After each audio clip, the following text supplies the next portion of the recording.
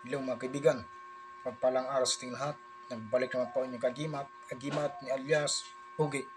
So ngayon mga kaibigan, pansin nyo dyan mismo sa YouTube channel ko ay bihira na po talaga akong mag-upload mismo sa YouTube channel ko kasi sa totoo lang ay tinamad na po ako mag-vlog sa totoo lang. Alam niyo ba kung bakit? Kasi nga po sa totoo lang mga kaibigan, kaya pa ko tinamad na mag-vlog dahil konti lang yung mga viewers. So, konti lang nag-like at nag-comment. So, kaya pa ako tinamad na mag-vlog. Kasi sa mga ginagawa kong vlog kasi mga kaibigan, so pansin nyo dyan, kakaunti lang yung mga viewers. So, kaya po ako tinamad. Nakakatamad po talaga yung mga kaibigan sa totoo lang. So, ngunit ganun pa mga kaibigan, ay hindi po yan hadlang sa akin. Okay lang yan mga kaibigan. Basta importante, tuloy-tuloy tayo rito sa pagbabahagi. So, bago ko magpatuloy sa inyo mga kaibigan, itong mga ginagawa kong vlog, ginagawa kong video, so bawat upload ko mismo sa YouTube channel ko ay patungkol po talaga yan sa mga anting-anting o agimat. So kung hindi po kayo naniniwala sa mga ganito mga kaibigan, kasi sa madaling salita, itong video na ito mga kaibigan, ito pong ginagawa kong vlog ay para lang to sa mga taong naniniwala ng mga anting-anting o agimat hanggang ngayon sa panahon natin ngayon. At kung hindi po kayo naniniwala sa mga ganito tungkol sa mga usaping mga anting-anting o agimat o pang-usapin ng mga spiritual, kung hindi po kayo naniniwala sa mga ganito mga kaibigan, pwede na po kayong manood dyan at makinig at huwag na po kayong magsalita ng hindi ka nais-nais sa kapwa ninyo tao. Hindi po porkit na magkaiba tayo ng paniniwala, ipwede nyo na kaming bastusin. Huwag mga kaibigan, dahil yan ay mali. Mali yan mga kaibigan. Huwag po nating tularan yung ibang tao na mataas ang tingin na sarili at walang respeto sa kapwa tao.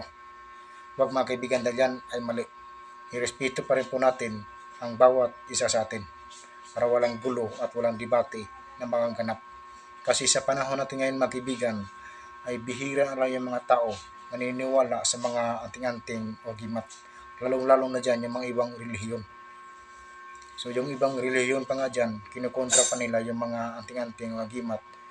So sa totoo lang mga kaibigan, hindi po natin sila masisisi kasi tayo din po mismo nakakalam na iba-iba talagang ugali ng mga tao at iba-iba yung paniniwala ng mga tao, lalong-lalo na sa panahon natin ngayon.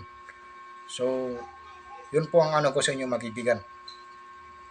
Ngunit ganun pa man na magkaiba tayo ng paniniwala at iba-iba talaga ugali ng mga tao, ngunit ganun pa man mga kaibigan, kung ano mo po ang paniniwala ng iba, ay dapat mo yung irespeto para walang gulo at walang debate na magaganap.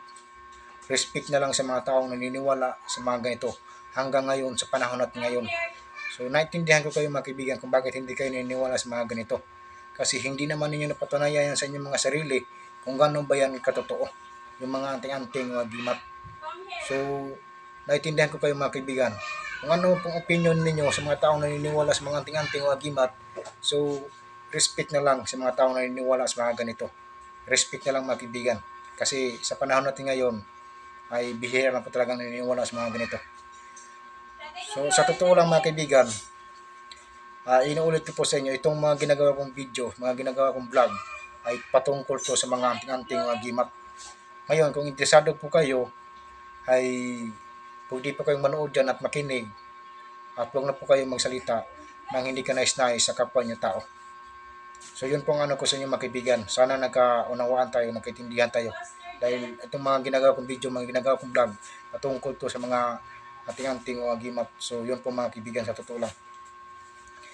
Ngayon, so sa totoong buhay talaga mga kaibigan, ay mahilig po ako mangunguliktas ng mga mutya o anting-anting o agimat.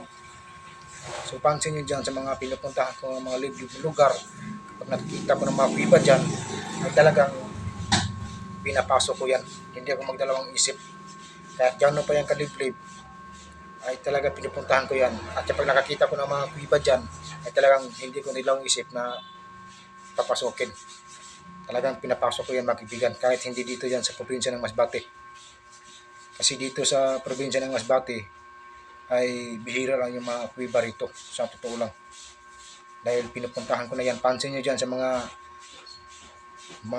ginagawa kong vlog. So meron po talaga ako pinupuntahan dyan at pinapasok na mga kuweba.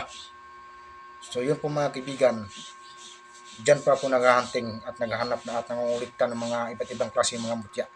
So yun po mga kaibigan, sa mga liblib talaga ng lugar o kaya sa tabing dagat. So dyan po ako naghahunting mga kaibigan, sa totoo lang. Dahil sa totoong buhay, dito po ako mahilig sa mga anting-anting gimat. So sa totoo lang mga kaibigan, yung mga anting-anting gimat ay hindi lang yan sa pinikula nga nangyayari. Hindi yan kwento-kwento mga kaibigan. Sa totoong buhay, iba sa pinikula at iba sa totoong buhay. Kasi sa totoong buhay mga kaibigan, ang kakayahan ng mga anting-anting gimat dyan, gaya nga po nasabi ko sa inyo, mayroong malakas dyan na anting-anting na hindi ka kayang putukan ng baril. Kahit anong klaseng baril dyan, kahit anong galapit ng gatilyo, kapag malakas lang ang hawak ninyo na to ng mga anting-anting, lalo-lalo na kapag tunay yan, so kahit anong galapit ng gatilyo ng baril mga kaibigan, ay hindi yan puputok sa inyo sarili. Kasi yan po ang kakayahan ng mga anting-anting at epekto. At meron din po yung anting-anting na kaya kang putukan ng baril, ngunit hindi ka kayang tablan. Yung bala ng baril ay tatalbog lang sa inyong mga katawan. So yun po ang epekto at kakayahan ng mga anting-anting, sa totoo lang mga kaibigan. Dahil sa totoo lang mga kaibigan, ay sinusubukan ko na yan. So ang tunay na mga anting-anting gimat, sa totoo lang, may tamang proseso po yan, may tamang paggamit, may tamang pag-alaga. So ngayon, kapag hindi nyo alam yung tamang proseso niyan at yung tamang pag-alaga, yung tamang kung paano nyo pagganahin, so kapag sinusubukan nyo sa inyong mga sarili at hindi nyo alam yung tamang proseso yan at kung paano nyo pagganahin, so wag na po nyo subukan yan mga kaibigan. Dahil ang pag-testing sa ating mga sariling katawan gamit ating mga tangan-tangan na ating gimat, kapag hindi nyo alam yung tamang proseso yan mga kaibigan at sinusubukan nyo kung gaano ba katotoo, wag na po nyo subukan yan mga kaibigan. Alam nyo ba kung bakit? Kasi yan po ay napakadelikado. Dahil ang pag-testing sa ating mga sariling katawan ay hindi po yan biro. Hindi po yan biro mga kaibigan. Pwede nyo pa yan ikamatay, sa totoo lang. Kasi sa totoo lang, hindi yan biro na magpabaril kayo o kaya kayo mismong gumawa sa inyong mga sariling katawan, na barilin nyo yung mga sariling katawan o kaya tagayin nyo yung liig o kaya tagayin nyo yung mga sariling mga kahit anong parte ng katawan ninyo. So yan po mga kaibigan ay hindi po yan biro, sa totoo lang. Kaya pilalahanan ko kayo mabuti na ang tunay ng mga ating-anting gimat, may tamang proseso yan, may tamang paggamit at dapat alam nyo yung kung paano pagganahin. Kasi kapag hindi nyo alam kung paano pagganahin yan at sinusubukan nyo, so wag na po nyo gagawin yan mga kaibigan. Dahil inuulit ko po sa inyo, pwede pa ninyo yan ikamatay, sa totoo lang. Ngayon mga kaibigan, kapag hindi nyo alam yung tamang proseso niyan, yung mga tunay nyo yung mga hawak ninyo ng mga tinganting, at kapag tunay lang hawak ninyo, so sa totoo lang mga kaibigan, kapag nalagay ang buhay nyo sa peligro, nalagay ang buhay nyo sa alanganin, ay kusang gagana yan mga kaibigan, sa totoo lang. Kusang gagana yan. So yun po ang mga kakayahan at epekto ng mga anting-anting gimat. So yun po mga kaibigan. Yun po ang mga kakayahan at epekto ng mga anting-anting. Sa totoo lang mga kaibigan, maraming gawin yan, maraming kakayahan yan, sa totoo lang.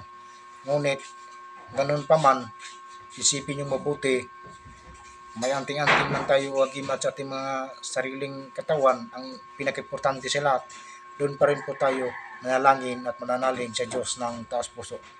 Dahil ang Diyos pa rin ang higit na makapangyarihan sa lahat. Doon pa rin po tayo manalangin at mananalig sa Diyos ng taos puso. Dahil walang sino mang higit na makapangyarihan sa lahat, kundi lamang ang nag-iisa nating Diyos, na si Jesucristo. Dahil sa totoo lang mga kaibigan, sa totoo lang, yung mga tangan-tangan po natin ng mga anting-anting gimat, yan po ay magagabay lang po yan sa ating mga buhay. Gaya nga po nasabi ko sa inyo, may anting-anting man tayo sa wala, ang pinaka-importante sa lahat, doon pa rin po tayo manalangin at mananalig sa Diyos ng taos puso. Dahil ang Diyos pa rin po ang tunay nagbibigay sa atin na proteksyon sa ating mga buhay. Dahil siya lang po ang may hawak sa ating mga buhay at hindi sino-sino pa man mga baliw ng mga tao dyan. Yan po ang lagi niyong tandaan mga kaibigan. Dahil kapag nanalangin ka at nananalig ka sa Diyos ng taos puso, walang kulam at walang barang na tatalab sa inyo. Dahil ikaw po ay lingkod ng Diyos at nanalangin at nananalig sa Diyos ng taos puso. Kaya walang kulam at walang barang na tatalab sa inyo. Yun po ang laging tandaan mga kaibigan.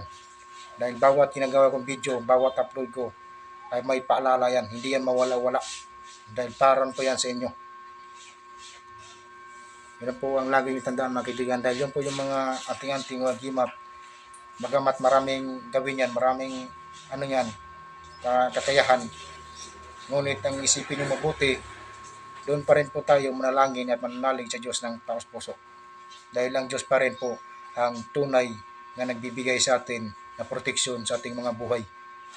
Dahil siya lang po ang may hawak sa ating mga buhay at hindi sino-sino pa man mga baliw ng mga tao dyan.